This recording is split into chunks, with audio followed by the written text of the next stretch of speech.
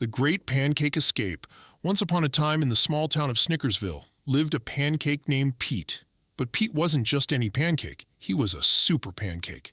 Round and golden brown, he was the fluffiest, yummiest pancake ever made. And Pete had one big dream. He wanted to see the world outside of Chef Mabel's kitchen. One bright Saturday morning, Chef Mabel flipped Pete out of the pan and onto a plate, ready to top him with syrup and blueberries. But Pete wasn't about to settle down on a plate. With a mighty wiggle and a quick jump, he bounced right off the counter and rolled toward the door. "Come back, Pancake Pete!" Chef Mabel yelled, grabbing her spatula to chase him. But Pete was too fast. He rolled out the door and down the street, giggling all the way. Along the way, he met a donut named Daisy, with rainbow sprinkles on her head. "Where are you rolling off to in such a hurry, Pete?" Daisy asked, bouncing beside him.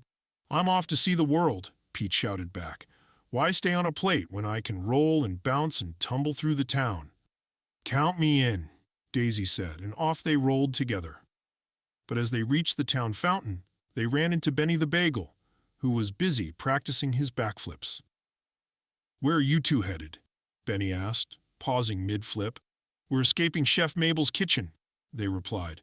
"Oh boy, I'll join you," Benny said, and with a flip and a hop, he joined the Great Pancake Escape.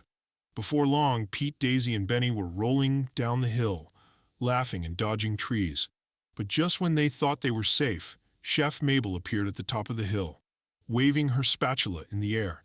"You come back here, you breakfast escapees," she shouted, laughing a little herself at the sight of her runaway foods. The friends squealed and rolled faster. Just then they saw a big blue river ahead of them. They were in trouble.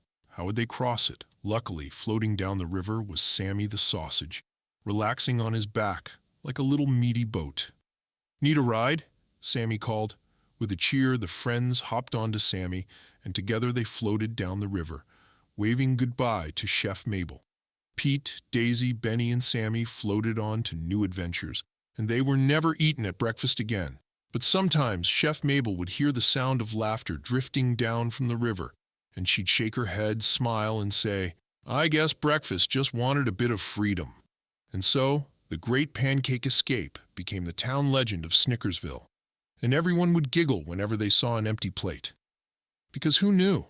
Breakfast might be planning its next big adventure. The end.